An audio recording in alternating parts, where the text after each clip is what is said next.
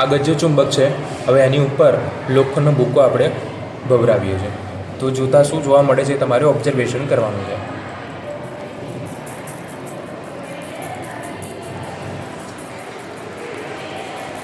તમને ચુંબકીય ક્ષેત્ર રેખાઓ જોવા મળે છે અને ચુંબકીય ક્ષેત્ર જે રેખાઓ જે છે એ ક્યાં વધારે છે અને ક્યાં ઓછી છે એ તમે ઓબ્ઝર્વેશન કરો.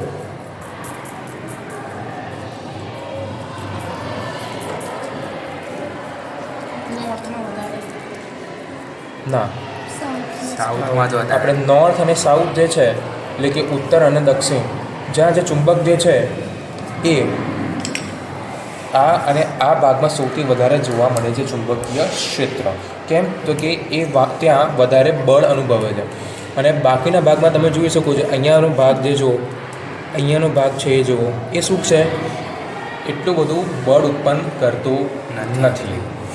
બરાબર. તો આનું ટૉપિકનું નામ શું હતું? ચુંબકીય ક્ષેત્ર રેખાઓ. તમે જોઈ શકો છો કે અહીંયા ગજ્યો ચુંબક આપેલો છે. તેની આજુબાજુ આપણે લોખંડનો ભૂકો ભભરાવેલો છે અને ઉત્તર ધ્રુવ અને દક્ષિણ ધ્રુવ તરફ તે વધુ આકર્ષે છે અને આજુબાજુ ઓછું આકર્ષણ પામે છે. આનું કારણ કેમ? આનું કારણ એ છે કે નોર્થ અને સાઉથની બાજુ બળ વધારે છે અને આજુબાજુ જે ઓછું બળ લાગે છે તેને આપણે ક્ષેત્ર રેખાઓ